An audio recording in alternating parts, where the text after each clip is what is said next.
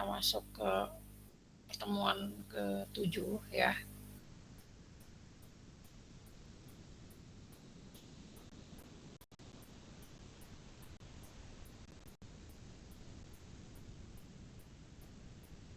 Ya, kita akan bahas hari ini terkait dengan decision making ya. Yang akan kita bahas sebetulnya adalah berbagai jenis decision making yang atau proses pengambilan keputusan yang biasanya kita lakukan. Kemudian beberapa teori ataupun pendukung keilmuan ya yang sudah ditemukan sebelumnya yang mempelajari terkait dengan jenis-jenis proses pengambilan keputusan yang dilakukan oleh manusia ya seperti itu. Nah, kembali lagi kalau kita berbicara decision making ini akan dikembalikan juga ke model human information processing ya di mana decision making ini ada tahapannya itu setelah kita memang sudah mempersepsikan sebuah informasi gitu ya sebelum kita mengeksekusi respon ataupun aksi ataupun misalnya lagi baik respon secara verbal atau apapun ya aktivitas yang kita lakukan sehari-hari itu pada dasarnya berasal dari sebuah decision making yang memang kita ambil ya oleh otak kita gitu. Kemudian kita menyuruh bagian tubuh kita atau bagian motorik kita untuk memberikan respon gitu ya seperti itu. Jadi decision making ini posisinya di model HIP ada di sebelah sini gitu ya seperti itu. Nah, ketika manusia mengambil sebuah keputusan itu tidak terlepas dari adanya beberapa alternatif solusi ataupun alternatif cara ya, kemudian juga beberapa alternatif itu akan sangat erat kaitannya dengan resiko-resiko yang muncul ya, ekspektasi yang diharapkan dari alternatif yang kita pilih itu akan seperti apa efeknya ke kita gitu kan ya. Itu ada di decision making juga gitu ya, seperti itu. Nah, kalau berdasarkan pengertiannya ya, jadi apa sebetulnya decision making ini? Decision making ini adalah sebetulnya pilihan ya atau kita memproses atau memilih salah satu dari sekian banyak cara atau sekian banyak kemungkinan ya pilihan yang kita generate dari pikiran kita sendiri, kita seperti itu. Nah, jenisnya ini ada bisa jadi dibedakan menjadi dua ya. Ada yang sifatnya intuitive decision making, yang kedua ada analytic decision making. Apa bedanya antara intuitif dan analitik ini? Intuitif ini juga dari judulnya intuitif erat kaitannya dengan intuisi ya. Jadi dia atau manusia ini mengambil sebuah keputusan itu berdasarkan respon yang cepat ya terotomasi ya kemudian biasanya juga bukan untuk menyelesaikan permasalahan yang cukup berat jadi itu akan erat kaitannya dengan permasalahan yang dihadapi di kehidupan sehari-hari ya kemudian tapi yang sifatnya tuh berulang gitu seperti itu kemudian jadi kita sudah ada perilaku terbiasa gitu ya menghadapi suatu permasalahan itu sehingga kita sudah terotomasi harus merespon seperti apa. Kemudian kalau yang analytic decision making ini pada saat menggunakan proses pengambilan keputusan secara analitik, secara waktu proses pengambilan keputusan ini bisa jadi lebih lambat ya. Karena kita memerlukan beberapa bukti-bukti, memerlukan beberapa analisis ya, kemudian memikirkan cara ataupun memikirkan alasannya apa gitu kenapa kita pilih alternatif A, B, C dan lain-lain gitu ya. Itu berhubungan dengan cara analytic decision making. Nah, contoh untuk memutuskan mengambil sebuah keputusan dalam konteks intuitif biasanya kalau kita sedang mengemudikan kendaraan bermotor gitu ya, mau motor, mobil ya, kemudian dihadapkan dengan lampu merah gitu seperti itu yang awal mulanya kita sedang berkendara terus lihat lampu di depan merah kita mau nggak mau otomatis ngerem motor ataupun mobil kita ya itu bukan sesuatu hal yang lalu difikirkan kenapa saya harus mengerem saya harus ngerem atau enggak ya saya harus tancap gas atau enggak ya sebetulnya itu adalah sifat yang otomatis harusnya dia langsung merespon entah kalau misalnya lampunya merah berarti dia mengerem kendaraannya gitu seperti itu. Nah, berbeda dengan analitik ini, case-nya adalah misalnya ini kalau contoh di PPT ini kan kita misalnya mau beli saham, yang mana sih yang mau kita beli gitu kan ya. Karena biasanya kalau beli saham ya kita harus lihat dulu perusahaannya seperti apa, kemudian gimana historical data dia grafiknya seperti apa gitu kan ya.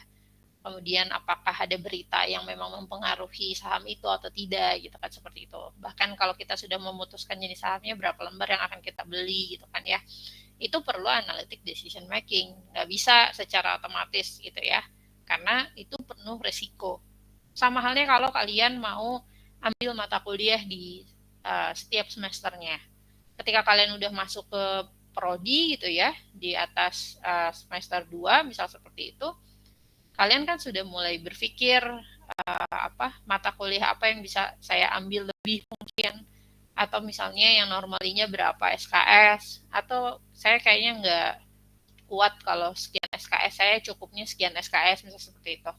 Itu juga kan bagian dari analytic decision making. Jadi ketika kalian mau isi siakat gitu kan, mau misalnya isi KRS mata kuliah gitu kan, itu bagian dari analytic decision making ya, seperti itu. Oke, kalau dikembalikan ke teorinya, ini ada dua ya sebetulnya. Secara garis besar ada classical decision theory, ada yang naturalistic. Nah, kalau kita berbicara classical decision theory, ini sebetulnya adalah beberapa cara pengambilan keputusan yang memang berhubungan dengan diri kita sendiri ya. Jadi ada historically, ada rasional atau normatif, atau ada pun kita sifatnya suka memprediktif ke depannya itu akan seperti apa gitu ya, atau predictive model untuk meminimasi error yang terjadi di kedepannya atau di waktu yang akan datang gitu, seperti itu. Nah, di classical decision theory ini ya ada juga yang sifatnya manusia ini punya kebiasaan untuk mengambil sebuah decision making itu sifatnya normatif. Nah, ini akan berhubungan dengan asumsi individu. Jadi kalau misalnya di sini ada 16 orang, ya masing-masing punya batasan berpikir rasional itu sejauh apa gitu ya, seperti itu. Jadi bisa jadi untuk orang yang A dia akan merasionalkan segala hal, bisa jadi untuk orang yang B dia mungkin kadar rasionalitasnya sekian persen berkurang gitu dari yang orang A gitu kan ya. Itu akan sangat terpengaruh di sini kalau kita mengambil sebuah keputusan itu dari aspek yang normatif ya.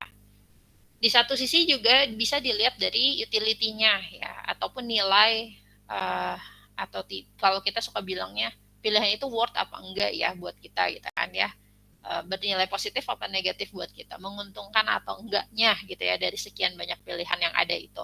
Jadi kan kita biasanya ngadepin masalah terus kita harus ngerespon apa nih gitu kan, gimana apakah sebetulnya kalau kita ngeresponnya marah efeknya apa ke kita gitu kan, efek positifnya lebih banyak apa efek negatifnya yang lebih banyak. Kalau kita ngeresponnya biasa aja, itu yang mana efeknya gitu kan ya.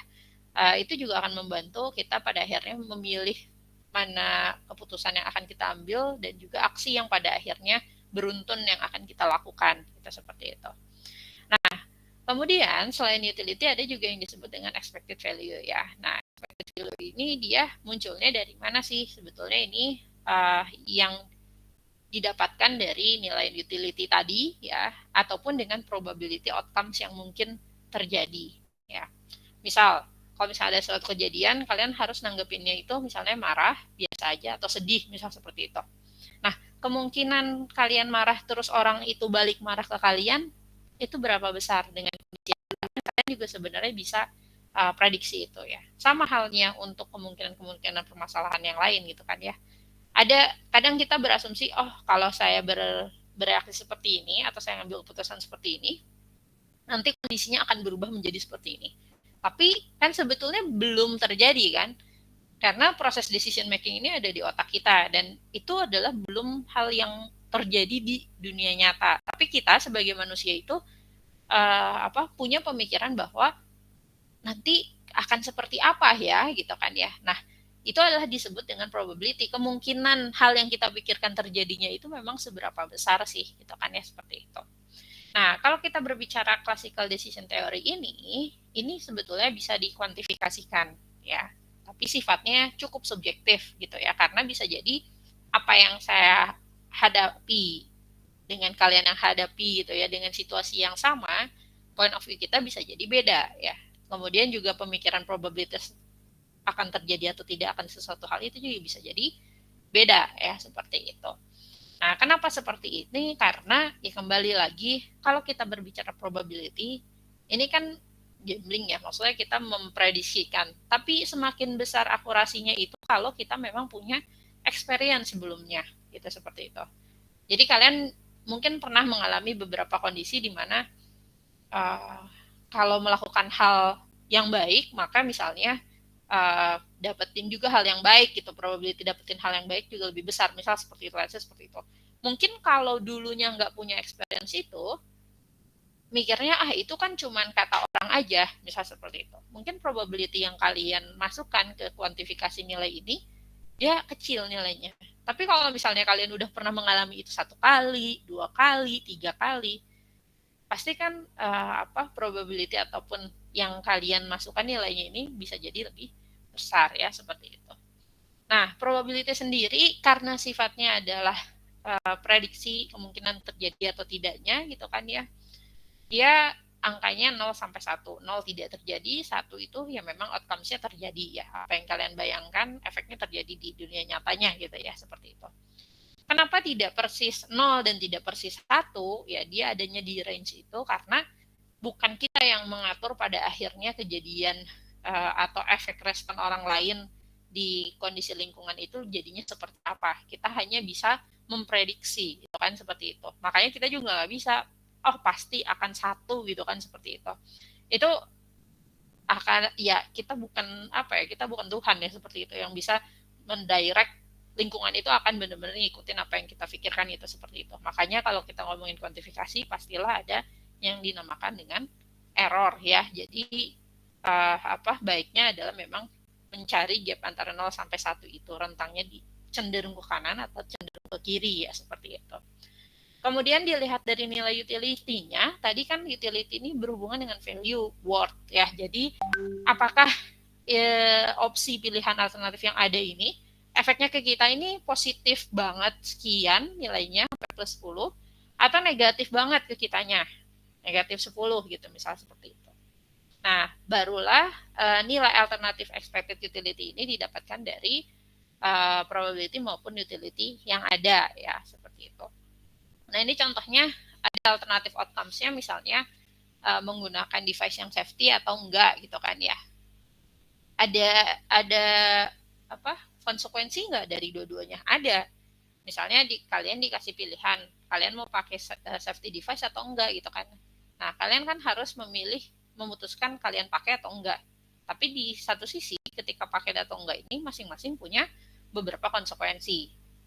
Mungkin nggak kalau orang udah pakai safety device tetap ada accident? Mungkin dong, masih tetap ada kemungkinan itu. Tapi berapa kemungkinannya, apakah besar atau kecil gitu kan, itu yang bisa dinilai. Sama halnya seperti yang tidak pakai safety device, apakah dia benar-benar selalu accident setiap waktunya gitu kan, ya belum tentu juga gitu kan ya. Bisa jadi yang nggak pakai safety device pun dia juga nggak kena accident, tapi ya kemungkinannya mungkin kena accidentnya ada sedikit, tapi utility-nya atau efek ke orang itu akan sangat parah gitu kan, seperti itu. Makanya minus 10 gitu ya. Ini justifikasinya sangat subjektif. Jadi contohnya ya, untuk kalau kita di satu sisi mungkin menghadapi suatu permasalahan yang cukup kompleks, terus kita perlu untuk mengkuantifikasi kemungkinan yang ada itu nilainya berapa sih gitu ya. Ini bisa menggunakan pendekatan classical decision theory ya, seperti itu. Oke, nah pada saat kita melakukan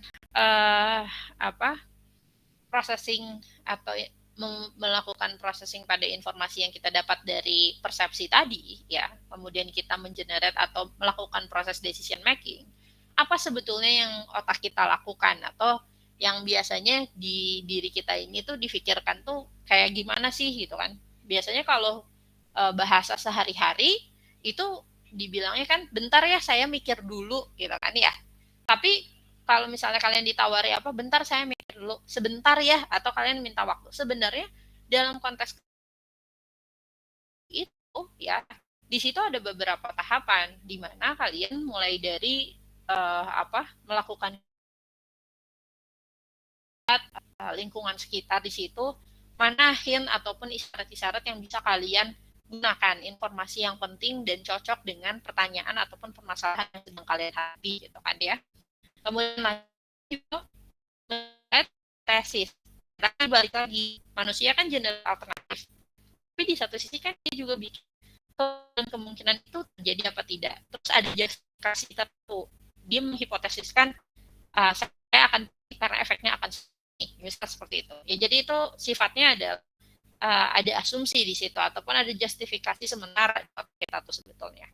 Nah, kalau kita berbicara hipotesis ini, ya ini ada sebetulnya di working memory karena hipotesis yang terjadi pada saat waktu tempat kejadian itu berlangsung ya. Jadi kita pakai memori-memori kita yang memang pada saat itu ada informasi yang sekitar gitu kan ya. Misalnya informasi yang ada beberapa menit sebelumnya gitu, ada siapa aja di situ dan lain. Nah, ketika kita punya beberapa hipotesis dan kita mau memilih pada akhirnya yang mana sih dari sekian banyak hipotesis yang muncul ini kita harus mengarah ke yang mana ya, itu akan erat kayak dengan misalnya long term memory kita ya, kita punya experience sebelumnya itu seperti ini, itu harusnya gimana sih ngeresponnya gitu kan. Soalnya saya dulu pernah ngerespon A, ternyata efeknya nggak bagus buat saya, misalnya seperti itu. Kalau gimana sih gitu kan ya, itu berbeda dengan long term memory kita. Jadi sebetulnya working memory dan long term memory ini juga saling bekerja sama ya, maksudnya dalam proses decision making. Selain itu, ketika kita generate hipotesis yang mana muncul, akhirnya muncul ke alternatif tadi kan ya, hipotesis ini bagian diagnosis, kita pilihlah dari hipotesis itu menjadi sebuah alternatif di mana alternatif ini yang ada ya itu pasti kita bayangkan betul hanya seperti apa, kemudian efek yang terjadinya seperti apa, value untuk diri kitanya itu apa. Sama halnya kalau misalnya kalian mau milih teman satu kelompok, contoh ya. Nah, kalian kan sebetulnya punya hipotesis di situ. Aduh, saya kayaknya butuh teman kelompok yang seperti apa deh, misalnya Pak Easy Going ya, atau orang misalnya kompak banget gitu. Atau orang yang sebenarnya kerjanya individual karena saya juga individualisme seperti itu. Nah, kalian punya beberapa alternatif, tapi cek lagi resikonya apa nih kalau satu kelompok sama teman yang A, teman yang B, teman yang C. Apa resikonya? Apa efeknya gitu kan? Apa kerjaan nanti lebih cepat sama orang yang atau value apa gitu kan? Atau dibilang enggak Bu kayak gitu. Berpikir itu kita tidak selalu membicarakan apa isi pikiran kita. Betulnya ketika kita sebuah pilihan pun ya kita tidak memikirkan risk, outcomes ataupun value yang ada dalam proses generate alternatif ataupun pemilihan alternatif yang ada seperti itu. Nah, pada akhirnya ya alternatif juga sebetulnya manusia generate 100 alternatif gitu ya dalam satu permasalahan. Enggak akan sebanyak itu karena toh juga kita bukan komputer yang memang di-generate algoritmanya sebanyak itu gitu. Tapi kita biasanya ke yang beberapa memang pertama tadi memori gitu kan. Mungkin 3 aja itu banyak alternatif yang biasanya manusia pikirkan ya. Nah, pada akhirnya dari alternatif yang ada gitu, manusia memilih berdasarkan tadi risk outcome ataupun value itu dipilih, dan barulah menyuruh motorik untuk beraktivitas gitu kan ya. Jadilah outcome di dunia nyatanya kalian gimana responnya. Kalau tadi pilih misal teman kelompok, akhirnya muncul ke verbal misalnya, oh saya memilih teman kelompoknya ini gitu kan, seperti itu. Misal itu contohnya ya.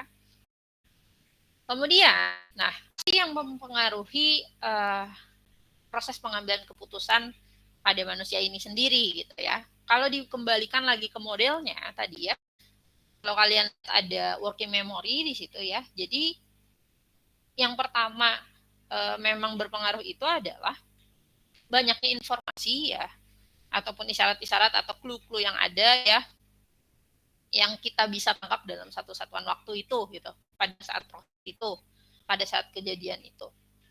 Kemudian yang kedua adalah waktu yang tersedia untuk kita mengambil sebuah keputusan. Semakin sempit waktunya dan keputusannya permasalahan itu cukup kompleks kan, kalian mungkin di situ ada stres dan lain-lain gitu kan, jadi asal milih lah dan lain-lain. Beda dengan misalnya pengambilan keputusannya itu cukup lama gitu kan, kalian butuh untuk berpikir dan lain-lain. Ya sama halnya kalau kalian misalnya lagi ngerjain ujian kan seperti itu. Ujian ini kan juga beda beberapa jenis soalnya, entah dari jumlah kuantitasnya atau tingkat kesulitan si soalnya, misalnya seperti itu kan. Maka itu akan disesuaikan dengan jam apa untuk kalian berpikir gitu kan seperti itu untuk mengambil sebuah keputusan mau ngejawab apa gitu kan seperti itu. Kemudian lagi yang mempengaruhi itu adalah attentional resources ya. Ini adalah kemampuan kita gimana caranya mengambil sebuah atensi yang ada ya di suatu tempat, gimana caranya kita bisa mengambil informasi atensi yang penting yang sesuai dengan konteks permasalahannya ya. Itu juga harus berlatih ya, bagian dari skill juga. Kemudian yang berikutnya ada long term memory retrieval ability ya, kemampuan kalian mengingat kembali kejadian yang memang udah lama banget kejadian tapi misalnya ada hubungannya sama kejadian yang sedang kalian hadapi saat ini. Dan yang terakhir adalah working memory capacity ya. Jadi gimana caranya memori kalian bisa mengingat banyak hal yang terjadi pada saat itu juga ya, diingat. Jadi selain ditangkap dari visualisasi mata misalnya atau dari auditori telinga kalian atau dari sekian banyak sensor yang ada gitu ya, di satu sisi juga itu memang diingat di benak kalian ataupun di tubuh kalian ya, seperti itu. Oke, nah berikutnya kalau tadi berbicara classical theory ya, ada juga yang disebut dengan algorithms atau heuristik ya, proses pengambilan keputusan secara algoritma atau secara heuristik. Nah, kasusnya adalah misal kalau ada anagram ya, jadi ada kelompok huruf yang disusun acak gitu seperti itu. Gimana cara nyelesainnya?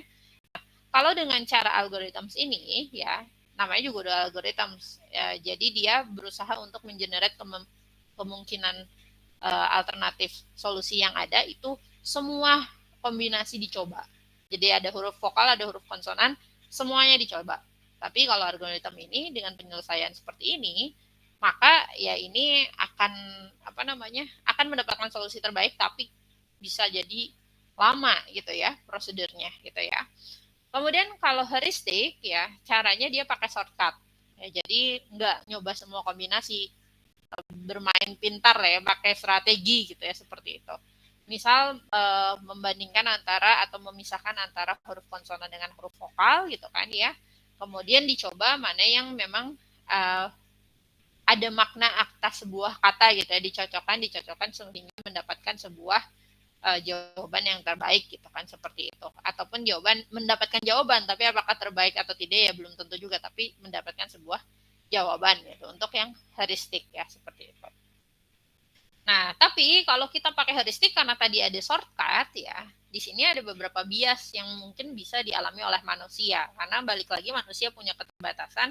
Salah satunya adalah atensi manusia ini, dia punya keterbatasan yang magical ya, either 7 plus minus 2 ya, jadi 5 sampai 9 beberapa digit yang memang bisa diingat oleh manusia dalam satu waktu gitu kan, seperti itu. Kemudian juga misalnya kemampuan Q-permesi ya, ngelihat sesuatu yang penting itu saat pertama kali itu apa yang menjadi fokus dia gitu kan ya, tapi untuk manusia ini memang dia akan lebih mengingat hal yang pertama kali memang dia lihat, dia dengar gitu ya, itu akan lebih diingat ya, seperti itu. Kemudian juga bagian dari anchoring heuristic ya, kemudian juga Q-silence dan juga overweighting gitu ya. Jadi ini akan sangat berhubungan dengan bagaimana manusia itu benar-benar bisa fokus ya terhadap isyarat yang ada di sekitarnya gitu ya, seperti itu. Jadi itu jadi bias. Kalau dia nggak konsentrasi ya bisa jadi udah kesempatan nggak juga solusinya gitu kan, seperti itu.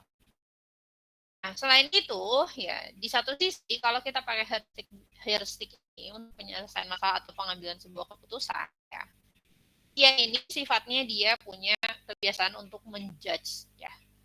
Jadi dia punya judgement. Entah judgementnya orangnya, ada orang yang berpikirnya selalu positif, ada yang selalu negatif, mulu kebiasaannya emang dari dulunya mikirnya selalu negatif. Jadi whatever it is, dapat sebuah masalah itu ngelihatnya dari sudut pandang negatif, atau memang yang pelin-pelan gitu, misal kayak gitu. Ada yang mungkin jenis-jenis yang lain lagi gitu ya.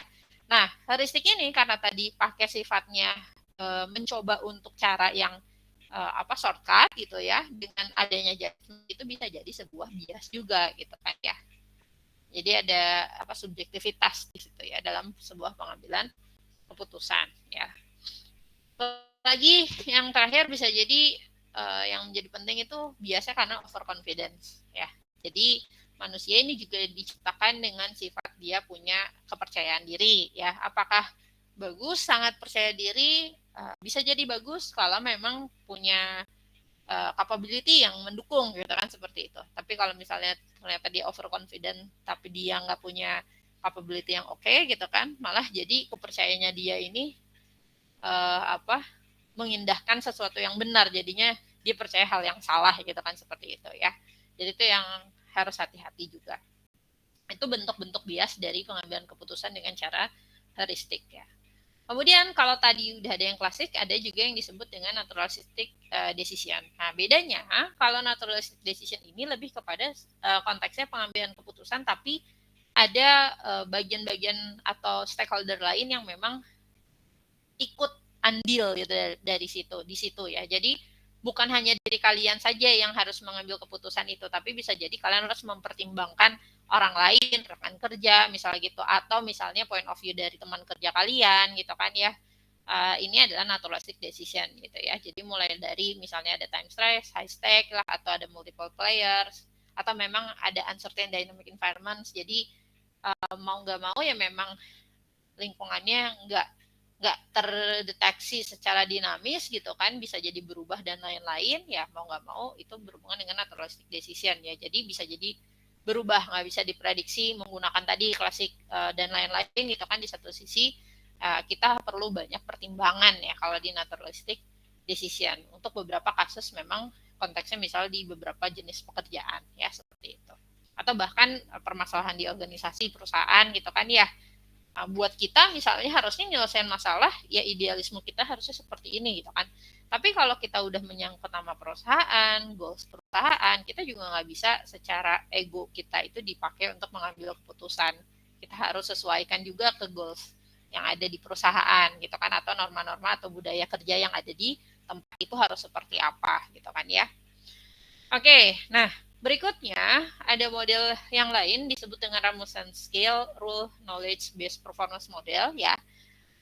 Ini menjelaskan apa sih modelnya? Nah, model ini menjelaskan bahwa kalau tadi di awal ternyata pengambilan keputusan itu ada yang caranya dengan intuitif, terus ada juga yang sifatnya terotomasi gitu kan, atau analitik ya. Nah, di sini ada tiga cara ya, atau tiga jenis pengambilan keputusan. Jadi ada yang sifatnya analitik, intuitif, dengan otomatis. Nah, yang analitik ya, dasarnya apa untuk pengambilan keputusan ini sangat bergantung dengan perilaku ataupun knowledge based behavior ya. Jadi pendidikan kalian, pengetahuan kalian, pengalaman kalian ya, itu akan sangat berpengaruh pada penyelesaian masalah atau pengambilan keputusan yang sifatnya analitik ya. Misalnya perlu perhitungan, perlu analisis grafik, atau misalnya cek data ya, dan lain-lain misalnya seperti itu. Nah, itu akan berlangsung dengan cara apa ya? Mulai dari identifikasi dulu kan biasanya gitu kan, konteksnya apa, ini kan simbolnya ada simbol-simbol tertentu karena misalnya harus terkuantifikasi. Kemudian di situ biasanya ada decision of task-nya seperti apa. Terus sampai berpikir kalau analitik ke depannya harus gimana langkah-langkahnya dan lain-lain. Itu yang pengambilan keputusan secara analitik. Nah, kalau secara intuitif ya, ini dasarnya adalah rule based behavior ya. Jadi gimana caranya dia memang punya beberapa dasar ataupun disebut ya, bisa jadi idealisme ataupun tatanan nilai yang dia pegang gitu kan ya, untuk kehidupan sehari-harinya dia gitu kan. Nah, biasanya dihadapi dengan diselesaikan dengan cara intuitif ya. Dilihat ya sainsnya, terus juga dilihat makna dari kondisinya seperti apa gitu kan ya. Kemudian kalian mencocokkan dengan nilai yang kalian miliki itu seperti apa. Nilai ini maksudnya adalah bukan nilai-nilai skor ya, tapi nilai-nilai kehidupan ataupun tatanan yang memang kita percayai untuk kehidupan gitu loh. Jadi kita kan pasti punya juga ya beberapa hal yang penting buat kita gitu kan. Intuisi kita tuh hal yang baik itu seperti apa, judgement hal yang buruk itu seperti apa gitu kan ya.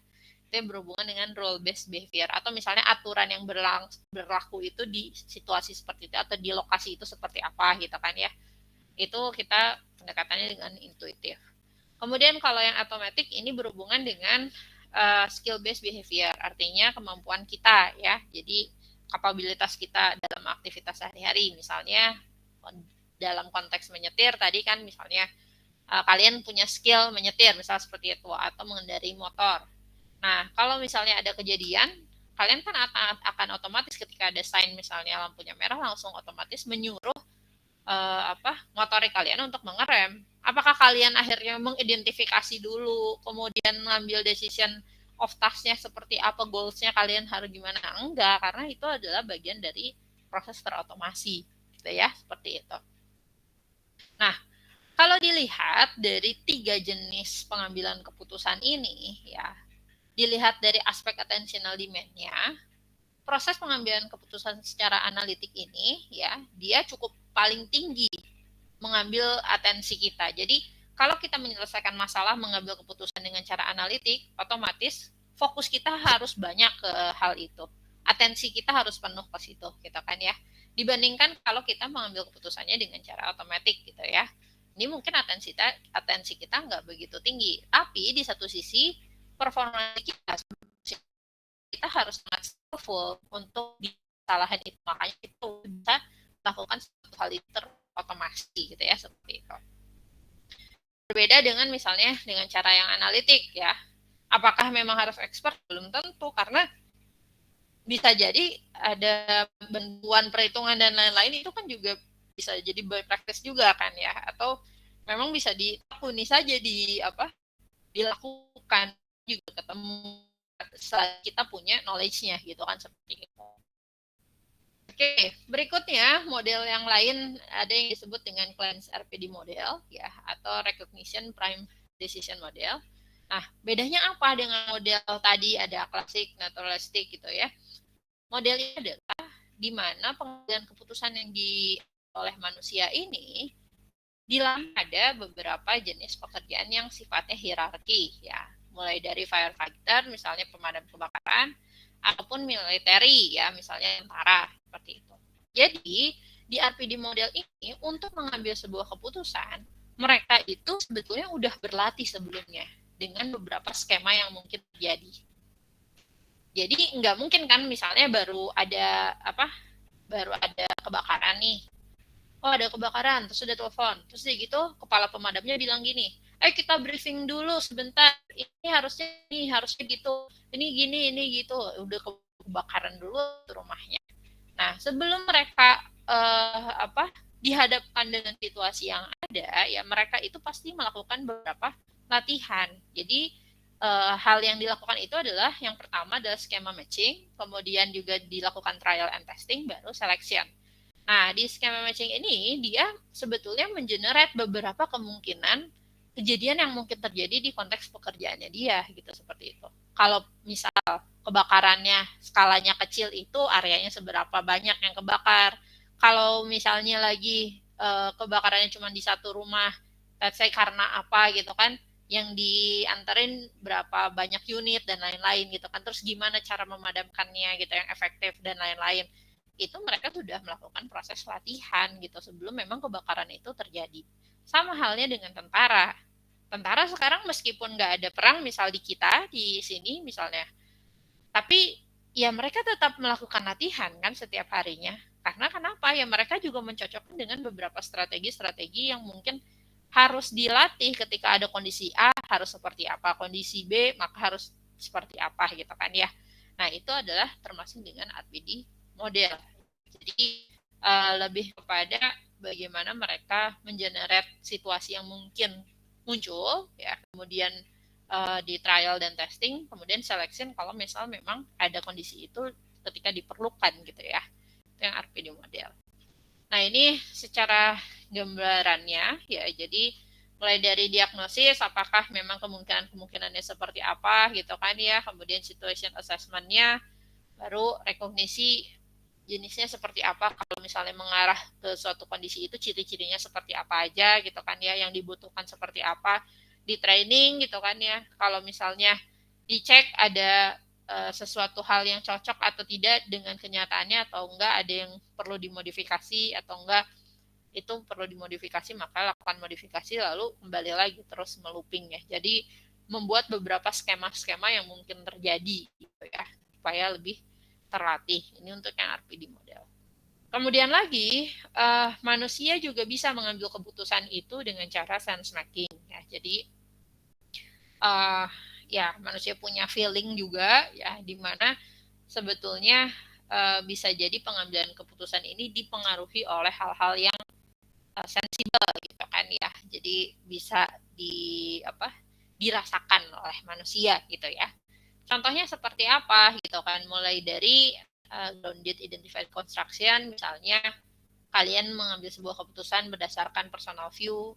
Pokoknya misal ada nilai yang memang kalian pegang banget nih di diri kalian, pokoknya saya nggak suka banget sama orang yang nggak jujur, misal seperti itu. Mau kejadian apapun, mau dibentuk apapun, mau di aktivitas apapun, pokoknya saya nggak suka sama orang yang nggak jujur. Jadi kalau misalnya ada sesuatu hal muncul dengan misalnya aktivitas yang ada ketidakjujuran di situ, maka saya akan mengambil keputusan seperti apa, misal seperti itu ya. Atau lagi misalnya berhubungan dengan retrospektif, ya ini berdasarkan pengalaman sebelumnya, jadi pengalaman manusia sebelumnya. Kan bisa jadi kita tuh pengalamannya ada yang baik, ada yang buruk gitu kan ya, beragam lah pengalaman kita. Nah itu bisa menjadi dasar kita dalam proses pengambilan keputusan. Itu kalau kita hanya berhubungan dengan sense making. Atau misalnya juga sosial, jadi kita ngambil keputusan karena orang lain, melihat orang lain ngambil keputusan itu, karena ada orang itu di situ, jadi kita ya udah deh ikut aja gitu kan. Kayak misalnya ada pertanyaan, hari ini mau ikut main atau enggak gitu kan, terus karena lihat oh ada orang itu tuh ikut main juga, ya udah deh saya ambil keputusannya saya mau ikut main juga, akhirnya kalian pergi gitu kan aksinya. Nah itu juga kan bagian dari sense making sebetulnya. Apakah ya itu karena dasarnya dia hanya dari karena ada presence orang aja gitu kan, seperti itu, atau memang dipengaruhi orang aja. Nggak ada tuh tadi bayangan misalnya mikirin outcomes-nya seperti apa, value-nya, risk-nya, nggak berdasarkan itu. Bisa jadi manusia ambil keputusannya ya for sake of sense making ya, bisa gitu kan ya. Jadi itu bisa terjadi. Atau misalnya ya karena misalnya fokus pada extracted cues yang sebenarnya nggak begitu berarti, tapi kalian memilih itu menjadi sesuatu hal yang penting buat kalian, itu juga bisa ya. Oke, ini ada beberapa model dari Wix ya untuk sense making model, mulai dari sense making, knowledge creating, sama decision making. Nah di sini ada beberapa proses yang memang dilakukan ya. Jadi kalau berhubungan dengan sense making ini tadi bisa berhubungan dengan looking backward ya, berhubungan dengan pengalaman sebelumnya ya. Modelnya ini akan sangat berdasar pada belief ya, atau kepercayaan si orang itu, dan juga akhirnya aksi yang memang dia lakukan ya. Kemudian kalau knowledge creating ya, ini sifatnya adalah memang berhubungan dengan knowledge conversion, kemudian knowledge building ataupun knowledge linking ya. Jadi dia berusaha untuk melihat sesuatu hal itu antara satu dengan yang lainnya itu hubungannya seperti apa. Atau misalnya decision making ya tadi, apa yang bersifat rasional, proses, politikal, ataupun anarkik gitu ya, seperti itu. Yang sifatnya mengambil keputusannya itu memikirkan hal di depannya itu mau seperti apa gitu ya. Jadi ada future oriented ya, seperti itu.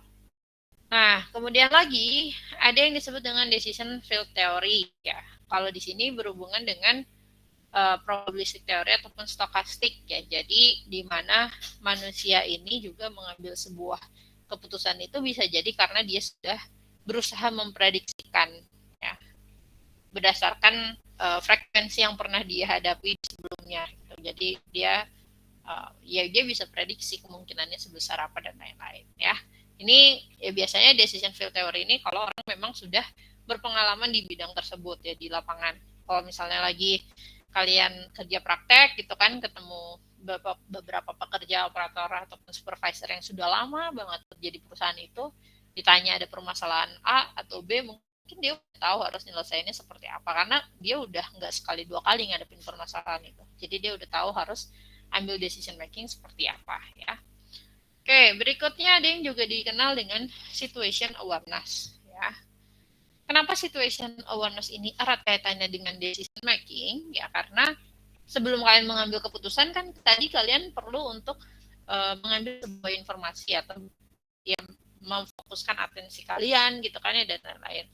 Nah, situation awareness ini adalah sebetulnya perilaku ataupun kemampuan kalian untuk memproses ya informasi yang ada, kemudian mengintegrasikan antara satu informasi dengan yang lainnya gitu kan ya.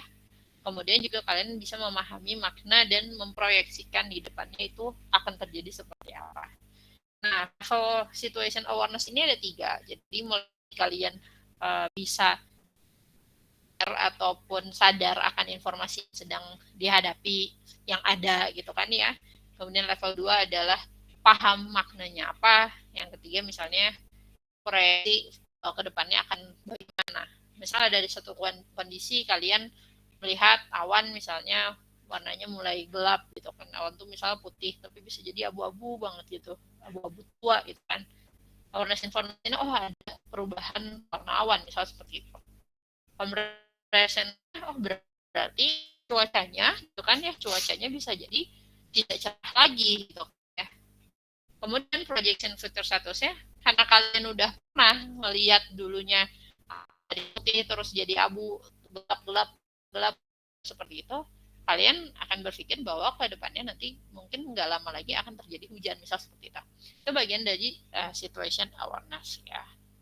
Nah, kalau untuk mengukur situation awareness ini juga bisa jadi cukup sulit diukur karena di satu sisi pengukurannya bisa jadi dilakukan dengan proses self-reported measure ya. Jadi biasanya menggunakan pendekatan kuesioner itu bisa atau misalnya dilihat dari hasil kerjanya gitu kan seperti itu. Jadi performance based measure juga.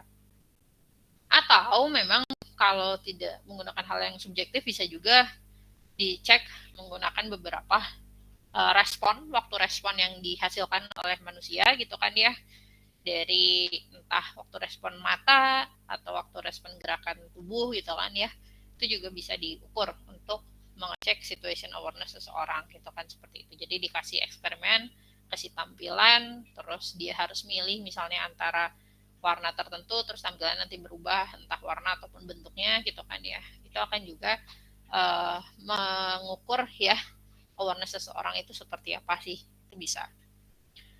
Oke, kemudian ya apa yang mempengaruhi hilangnya awareness seseorang ya? Nah bisa jadi atensi tadi ya, karena memang atensi manusia juga. Ya kita terbatas lah, nggak bisa semua hal yang kita lihat oleh mata kita itu benar-benar persis kita ingat semua informasinya gitu kan ya. Kita pasti memusatkan pada sebuah titik yang penting atau beberapa hal yang penting yang mau kita ingat. Kemudian pattern recognition, ya ini berhubungan dengan kemampuan kita juga mengenerate beberapa syarat yang penting gitu kan ya. Atau workload juga ini berhubungan. Kalau kita lagi kerjanya terlalu berat, jangankan lihat situasi sekitar ya, bisa jadi nggak aware juga kita siapa yang lewat dan lain-lain. Atau bahkan kitanya workloadnya rendah ya, kita juga bisa jadi nggak aware sama situasi sekitar karena kita udah merasa kebosanan ya, jadi seperti itu. Atau misalnya lagi mental model. Mental model ini berhubungan dengan cara pikir seseorang, kebiasaan orang untuk membaca ataupun berpikir untuk melihat sebuah produk ataupun melihat sebuah situasi ya atau sistem tertentu ya. Jadi itu disebut juga mental model. Kemudian juga ada working memory, ya ini tadi bagaimana pada akhirnya pada saat kejadian kita bisa mengingat informasi itu ya. Jadi itu yang bisa mempengaruhi situation awareness ya. Nah, gimana caranya kita untuk meningkatkan awareness atau situation awareness ini? Bisa jadi misal dengan Q filtering ya. Jadi memang benar-benar gimana caranya melatih kita untuk mengeliminasi hal yang sekiranya irrelevan gitu kan. Kita memilih sebuah isyarat yang penting aja yang kita ingat, atau misalnya lagi dari augmented display pakai highlight atau overlay gitu kan dalam sebuah tampilan ya, supaya kita lebih fokus, lebih aware kalau ada perubahan. Ada spatial organization misalnya kasih pop-up effect teks tertentu, bisa juga ini yang bentuknya visual. Atau automated status update misalnya lagi ada bentuk warning. Jadi kalau ada perubahan di lingkungan kerja kita, entah misalnya lagi proses mesin terus mesinnya anomali, dia akan bunyi sendiri gitu kan, itu juga meningkatkan situation awareness seseorang di lingkungan kerja itu. Jadi karena ada sumber status update yang misalnya entah bunyi suara atau misalnya lampu, jadi ada lampunya menyala gitu kan ya, itu ngasih sebuah situation awareness untuk ditingkatkan gitu ya, seperti itu. Dan yang terakhir adalah ya jangan lupa untuk melatih user gitu kan untuk improve attention dengan beberapa aktivitas tadi ya, seperti itu. Oke, kemudian gimana caranya untuk mengimprove kemampuan decision making kita ya? Yang pertama dari desain ya. Ini adalah berhubungan dengan ya gimana caranya kita mendesain sebuah sistem kerja ataupun sebuah lokasi tempat kita bekerja itu juga memudahkan kita dalam mengambil sebuah keputusan ataupun meredesain konteksnya dalam kita melihat sebuah permasalahan gitu ya. Jadi kita misalnya permasalahannya berat banget tapi kita simplify gimana caranya supaya dibuat lebih simpel ya. Itu juga membantu kita dalam mengambil sebuah keputusan. Kemudian yang kedua adalah ada training ya. Jadi gimana caranya bikin orang dilatih supaya dia ngambil keputusan itu berani, tepat, cepat gitu kan ya. Ini dilatih, dan kalau berbicara latihan ini akan sangat berhubungan dengan pengalaman kalian sebelumnya. Misal sekarang kalian mahasiswa, entah SMA, SMP, SD, ada yang dibiasakan untuk memilih pilihan makanan yang diinginkan, pakaian yang mau diinginkan, atau memang dari awal nggak pernah dikasih kebebasan untuk memilih dan memutuskan sendiri ya. Itu juga akan berdampak pada sebuah pengambilan keputusan ketika kalian di umur segini gitu ya. Itu akan berefek. Makanya ya sekarang pada saat kalian proses mahasiswa, banyak-banyaklah berlatih, misalnya ketemu di organisasi ataupun konteksnya dengan teman kelompok dan lain-lain, coba ambil sebuah keputusan yang penting mungkin yang cukup besar gitu atau seperti apa dalam konteks satu lingkup itu gitu ya, supaya kalian juga terbiasa untuk mengambil keputusan dan nggak takut untuk mengambil keputusan ya, seperti itu. Karena kalau yang tidak terbiasa dilatih mengambil keputusan, dia bingung ketika dihadapkan sebuah pilihan karena yang nggak terbiasa ngambil keputusan karena takut salah misal seperti itu, atau hal-hal yang lainnya ya. Jadi di training decision making ini juga bisa jadi misalnya dikasih outcomes yang seharusnya seperti apa gitu kan ya, dilatih, kemudian bagaimana step yang pentingnya yang benar itu seperti apa gitu kan, nanti dikasih rewarding ataupun hal lainnya kalau memang benar gitu kan ya, decision making yang dia lakukan. Atau yang lainnya adalah menggunakan decision support system. Nah, kalau decision support system ini bentuknya bisa jadi program, bisa jadi juga memang availability expert gitu ya, yang memang disediakan biasanya konteksnya kalau di perusahaan. Jadi untuk mengambil sebuah keputusan yang cukup kompleks gitu kan ya, dibutuhkan beberapa expert yang tahu di bidang itu gitu ya. Tapi biasanya kalau kita berbicara decision support system, ini juga konteksnya skupnya terbatas ya, biasanya nggak bisa juga diaplikasikan di segala jenis permasalahan, bisa jadi ya ada beberapa keterbatasan juga gitu ya. Oke, berikutnya adalah decision age ya. Jadi gimana caranya untuk meminimasi pengambilan keputusan yang kita lakukan itu salah. Nah, ini kita bisa menggunakan decision age ini. Mulai dari yang paling sederhana, misalnya menggunakan pohon decision. Ya, jadi kalian bikin polanya gitu kan ya, kayak bentuk pohon, alternatifnya apa, outcomes-nya apa, tadi kalau kita ngomongin utility-nya apa gitu kan, risk-nya apa, yang mana yang bisa pada akhirnya dari sekian banyak opsi dari pohon decision itu, yang mana bisa kita ambil konsekuensinya, itu yang kita pilih ya. Kemudian juga ada expert system, bisa jadi program yang memang di-generate dengan beberapa konsep ya, atau beberapa kasus-kasus, case by case, bisa dimasukkan, diinputkan aja masalahnya ke situ, itu juga bisa membantu sebagai proses decision age ya. Kemudian lagi juga ya tadi DSS juga, ini adalah dimana memang memformulasikan solusi atau pencarian solusi akan masalah yang cukup kompleks ya. Jadi dia bisa mengenerate dari sekian banyak aspek, membantu menghitung atau bahkan memberikan alternatif solusi dengan pros and cons-nya seperti apa dan lain-lain ya. Jadi itu beberapa sistem yang bisa jadi digunakan khususnya kalau kalian nanti saat bekerja mengambil sebuah keputusan yang cukup kompleks ya. Ya, yang paling sederhananya adalah ya decision tree ini yang memang bisa kalian lakukan. Oke, mungkin itu aja untuk materi hari ini. Ada yang mau ditanyakan sebelum saya akhiri?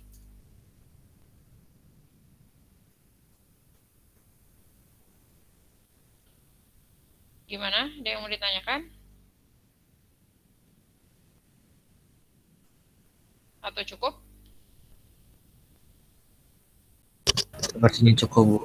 Cukup ya. Oke, kalau cukup berarti minggu depan nanti lanjut UTS ya, seperti itu. Tesnya close book. Materinya sampai materi hari ini. Semoga lancar UTS-nya. Kemudian juga tidak ada kejadian ataupun kecurangan apapun ya. Ya harapannya hasilnya sesuai dengan usahanya ya, seperti itu. Oke, mungkin itu aja dari saya. Saya akhiri. Wassalamualaikum warahmatullahi wabarakatuh. Selamat siang semuanya.